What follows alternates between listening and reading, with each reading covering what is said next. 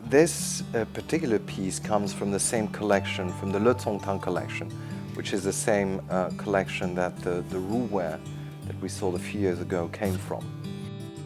When it was sold, for example, in the year 2000, almost the same price as the chicken cup we sold a year before. We expect the piece to fetch in excess of 200 million Hong Kong dollars.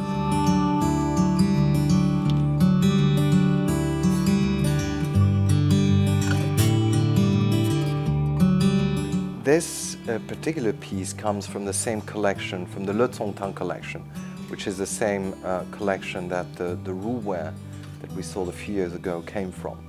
It's a collection that was put together with a lot of passion by Taiwanese tycoon Robert Chow. And its companion that is now in the Hong Kong Museum of Art, which is a pouch of very similar shape, produced at the same time in the Imperial workshops in Beijing, but with 12 dragons. Those two pieces came together from the collection of Prince Kong. From his collection, it was passed on to a man of German descent, A.W. Bar. The piece was then passed down and acquired by Paul and Helen Bernard.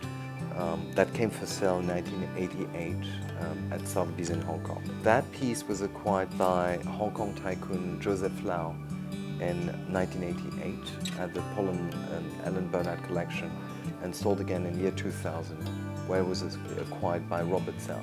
This was one of two first acquisitions he's ever made at auction. It was purchased in the same sale where the fish jar was acquired.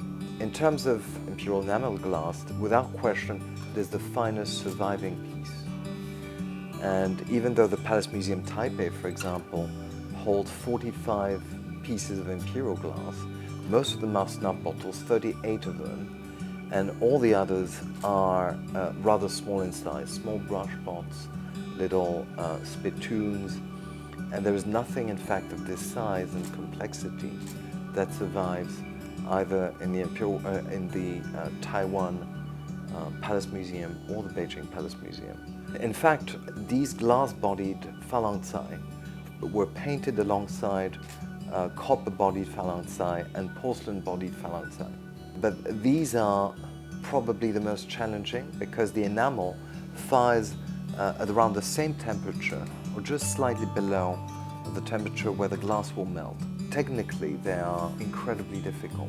In terms of conception, you can see this sort of trompe-l'oeil effect of a glass of a sort of silk pouch, ribbon-tied.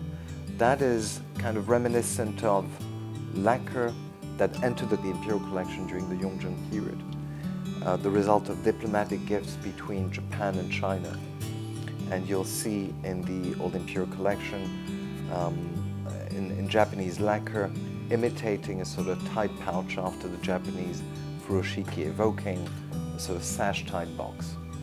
And so that's very possibly where the idea comes of this trompe-l'oeil sash-tied vase. You'll see here the mark is sort of incorporated in the design in a bud here.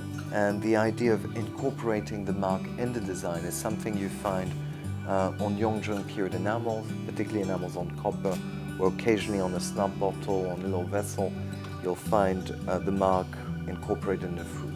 The design of the phoenix, you might expect, has to do, also refers to, evokes the empress.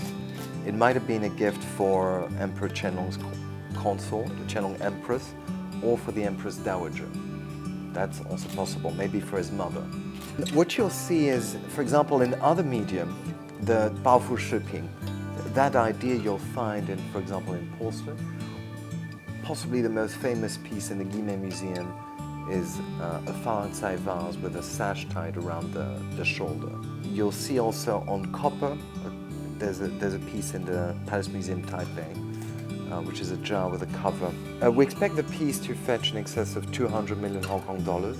If you look at the price it has fetched historically in the past, when it was sold, for example, in the year 2000, it was one of the absolutely the top 2-3 highest prices in the 1999-2000 period. Almost the same price as the chicken cup we sold a year before.